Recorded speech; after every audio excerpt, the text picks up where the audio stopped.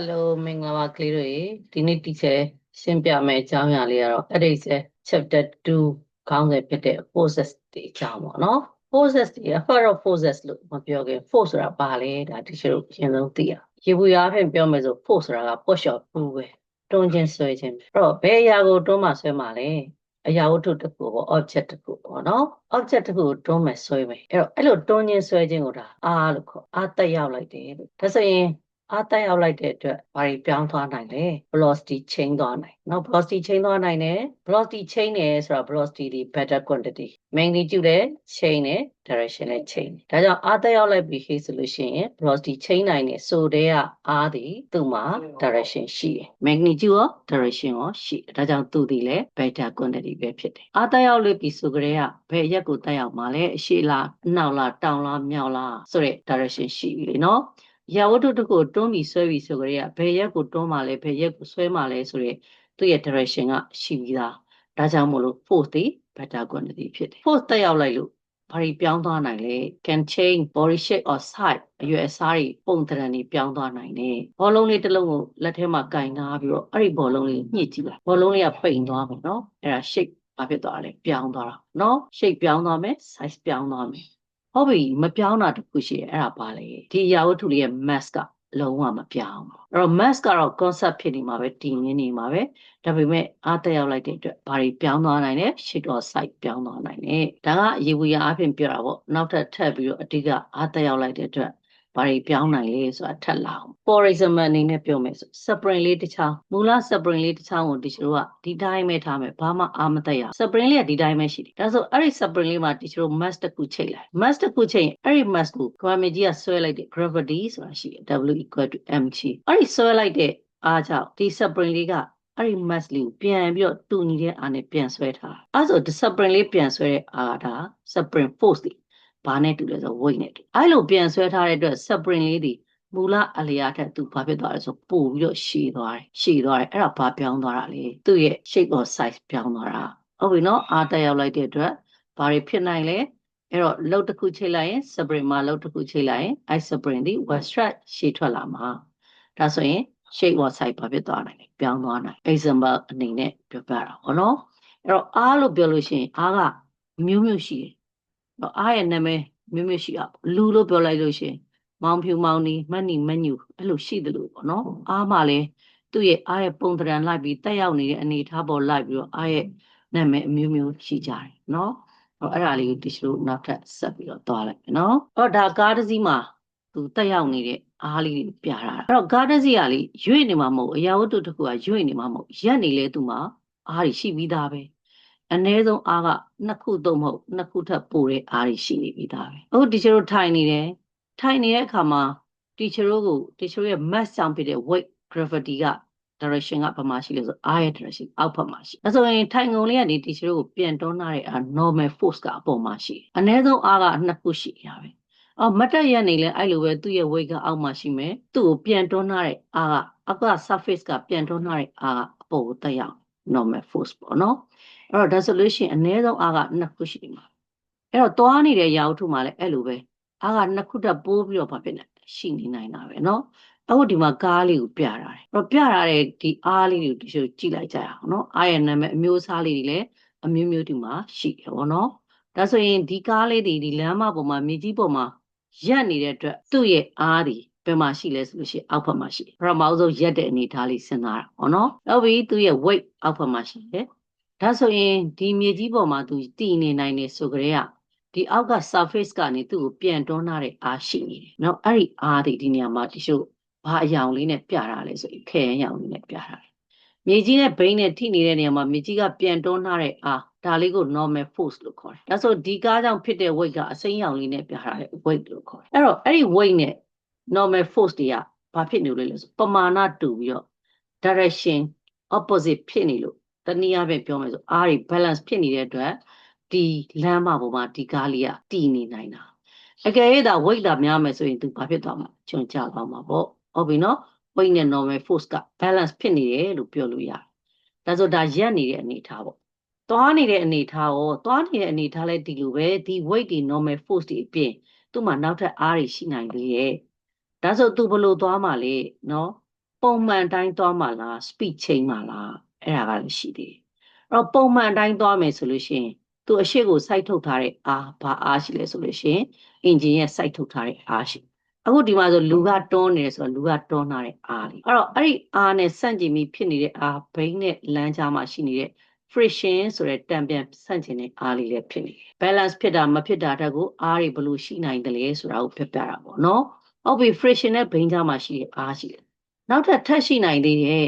အဲ့တော့လေးရက်ခုခံမှုအဲရှိနေတဲ့အတွက်လေးရက်ခုခံမှုကိုတွန်းတဲ့အားကိုစန့်ကျင်နေတဲ့လေးရက်ခုခံမှုလည်းရှိသေးရဲ့နော်အဲ့ဒါကိုကျတော့ဒီတော့ air resistance လို့ခေါ်တယ်ဟုတ်ပြီဒီအားတွေ balance ဖြစ်တာမဖြစ်တာကဒါဒီအရာဝတ္ထုပေါ်မှာမူတည်တယ်အဲ့တော့အဲ့ဒါတွေဒီအခုပြောပြလိုက်တဲ့အရာတွေအကုန်လုံးဒီအားနာမည်တွေပဲဖြစ်တယ်နော် weight ဆိုတာလည်းအားပဲ normal force ဆိုတာအားပဲရှေ့ကိုတွန်းနေတဲ့ thrust force တွေလည်းအားပဲနောက်ကဘိန်းနဲ့လမ်းကြားမှာဖြစ်နေတဲ့ friction ဆိုတာလည်းအားပဲအဲ့တော့ balance unbalance ဖြစ်တာကိုဒါနောက်မှရှင်းပြမယ်အခုလောလောဆယ်တော့ဒါအားတွေဘလို့ဖြစ်တည်နေလဲကားလေးပေါ်မှာဖြစ်တည်နေတဲ့အားတွေပြပြဒါဆိုဒီလူပေါ်မှာလည်းအားရှိတယ်ဒီလိုနော်အဲ့တော့သူ့ရဲ့ weight ကဘာမှရှိလဲအောက်ဘက်မှာရှိရဲ့အဲ့တော့ဒါလမ်းကနေပြန်တွန်းထားတဲ့ normal force ကဘာမှရှိလဲအပေါ်မှာရှိရဲ့နောက်တစ်ခု तू ကဒီမှာအားတကထပ်သက်ရောက်နေပြန်ကားပေါ်မှာ तू တွန်းထားတဲ့အားရှိနော်ဒါကြောင့်အားကနော်အနည်းဆုံးနှစ်ခုတော့မဟုတ်နှစ်ခုထပ်ပို့တာရှိပြီးသားရက်နေတဲ့အရာဝတ္ထုပဲဖြစ်ဖြစ်ရွေရှားနေတဲ့အရာဝတ္ထုပဲဖြစ်ဖြစ်အားဒီနှစ်ခုတော့မဟုတ်နှစ်ခုထပ်ပို့တာကိုရှိပြီးသားအဲ့ဒီမှာအဲ့ဒီအားတွေက balance ဖြစ်နေတာလား unbalance ဖြစ်နေတာလားဆိုတာတီချာတို့ကဆက်ပြီးတော့ဗာပြရအောင်ဆိုရင်စဉ်းစားရတီချာတို့ကဒါအားတွေကိုပြောပြီးတဲ့အခါမှာနောက်တစ်ခု balance unbalance ကိုမပြောခင်မှာအားတွေဒီ contact force လား non contact force လားဆိုတာအရင်ခွဲပြမှာပေါ့နော်အဲ့တော့တချို့အားတွေကျတော့ထိတွေ့မှုကြောင့်ဖြစ်တဲ့အားရှိရဲ့ထိတွေ့မှုမရှိဘဲနဲ့လည်းဖြစ်နေတဲ့အားတွေရှိတယ်ဒါဆိုထိတွေ့မှုတော့ကြောင့်ဖြစ်တဲ့အားတွေကဘာလဲဥပမာဒီမှာတီချာတို့ဒါအရာဝတ္ထုလေးကိုတွန်းလိုက်တယ်ပေါ့ကွာဗီဒီယိုလေးကိုတွန်းလိုက်တယ်ဒါဆိုတီချာတို့တွန်းလိုက်တဲ့အားဒီဗီဒီယိုလေးကိုကင်ပြီးတွန်းလိုက်တဲ့အားကလည်း contact force ပဲထိတွေ့မှုကြောင့်ဖြစ်တဲ့အားပဲကိုတွန်းလိုက်တဲ့အားကိုတံပြန်ဆန့်ကျင်နေတဲ့အားရှိရဲ့အဲ့ဒါကဘယ်ဟာလဲဗီဒီယိုနဲ့ကျမ်းပြင်ကြားမှာရှိရဲ့ဗီဒီယိုနဲ့အောက်က base မှာရှိနေတဲ့ကျမ်းပြင်မှာရှိနေတဲ့အားကိုတက်ရောက်လိုက်တဲ့အားကိုတံပြန်ဆန့်ကျင်နေတဲ့အား direction မတူတဲ့အားလေးတစ်ခုရှိအဲ့ဒီအားကလည်းဗီဒီယိုနဲ့ကျမ်းပြင်ကြားထိတွေ့မှုကြောင့်ဖြစ်တဲ့အားအဲ့ဒါကိုဘာလို့ခေါ်လဲဆို friction force လို့ခေါ်တယ်ဒါကြောင့် friction force တွေလည်း contact force ထဲမှာပါတယ်ဟုတ်ပြီနော်ကိုတွန်းလိုက်တဲ့အား apply force တွေလည်း contact force ထဲမှာပါတယ်အဲ့ဒီအားကြောင့်တံပြန်ဆန့်ကျင်တဲ့အားလေးတစ်ခုဖြစ်သွားမယ်ဗီဒီယိုနဲ့ကြမ်းမြင်ကြမှာအဲ့ဒါဒီလေ contact force ထဲမှာပါတယ်နောက်တစ်ခုဒီမှာခုံလေးပေါ်မှာစောက်ကလေးတင်တာဒါဆိုရင်စောက်ကလေးကအောက်ကိုကျုံမကျတော့ဘူးဒီခုံပေါ်မှာပဲတည်နေနိုင်တယ်ဒါခုံကနေပြီးတော့ဒီစောက်ကလေးကိုပြန်တွန်းထားတဲ့အားရှိနေလို့အဲ့ဒီအားဒီလေဒါထိတွေ့မှုကြောင့်ဖြစ်တဲ့အားပဲတော့အားရဲ့နာမည်ကိုကြတော့ဘာလို့ခေါ်လဲဆို normal force ခေါ်တယ်နော်နောက်တစ်ခုခုနတီချာပြောတဲ့ spring force ပေါ့အဲ့တော့ spring မှာ mass လေးတစ်ခုချိတ်လိုက်မယ်ဆိုလို့ရှိရင်အဲ့ဒီ mass ကြောင့် weight ဖြစ်မယ်အဲ့ဒီ weight နဲ့တူတဲ့အားကို spring ကပြန်ဆွဲထားရတယ်ဒါ mass စီလို့သူဆွဲနိုင်တာလေဟုတ်လား mass တက်ရောက်ထားလို့ဆွဲနိုင်တာဒါဆိုထိတွေ့နေလို့သာဖြစ်နေတဲ့အားဒါကြောင့် spring force တွေလေ contact force တွေမှာပါတယ်အဲ့တော့နောက်တစ်ခုကဘာလဲဆိုလို့ရှိရင်ဒီလိုတန်လိုက်တီကြားမှာဖြစ်တဲ့အားတန်လိုက်တုံးတီကြားမှာဖြစ်တဲ့အား magnetic forceအဲ့တော့တန်လိုက်ဆိုတာကတော့စော့ပိုးနော့ပိုးဆိုတဲ့စွန်းနှစ်ဖက်လေးပါတယ်ဗောနော်ပိုးစွန်းနှစ်ဖက်လေးပါတယ်အဲ့တော့သူဒီလဲ charge တွေလိုပဲအဲ့တော့ charge တွေမှာလည်းအပေါင်းအနှုတ်ဆိုလို့ရှိရင်တွန်းကန်အားဖြစ်မယ်အပေါင်းအနှုတ်ဆိုဆွဲငင်အားဖြစ်မယ်အဲ့တော့ magnetic force လည်းဒီလိုပဲအပေါင်းအနှုတ်သူကတော့စော့ပိုးနော့ပိုးပေါ့နော်စော့ပိုးနော့ပိုးအချင်းချင်းဆိုလို့ရှိရင်ဒါဆွဲငင်အားဖြစ်မယ်စော့ပိုးနော့ပိုးအချင်းချင်းဆိုလို့ရှိရင်တွန်းကန်အားဖြစ်မယ်နော်ဒါကြောင့်တချို့တွေအဲ့ဒီအားတွေကလည်းလုံးဝတန်လိုက်တုံးနှစ်တုံးကိုထိတွေ့မထားဘဲနဲ့လေဆွဲအားတွန်းအားတွေဖြစ်နေနိုင်တယ်ဒါကြောင့်ဒီကောင်တွေဒီဘယ်ထဲမှာပါလဲဆိုရင် non contact force ထိတွေ့မှုမရှိဘဲဖြစ်တဲ့အားတွေထဲမှာ magnetic force ပါတယ်နောက်တစ်ခါပါလဲဆို gravitational force ပေါ့အဲ့ဗာမီကြီးရဲ့ dress ဆွဲအားဟုတ်လားဒါဆိုဗာမီကြီးက every body attract every other body အရာဝတ္ထုတွေကတစ်ခုနဲ့တစ်ခုဆွဲနေတာပဲအဲ့တော့တီချာတို့တွေကိုလည်းဒါဂွာမီကြီးကဆွဲနေတာဂွာမီကြီးကဒုတဲ့ကြီးရယ်လေတင်းငယ်တဲ့အရာဝတ္ထုက तू ကပို့ပြီးကောင်းတဲ့အားနဲ့ဆွဲနိုင်တယ်ဒါကြောင့်ကလေးတို့အရာဝတ္ထုတွေကိုဒါ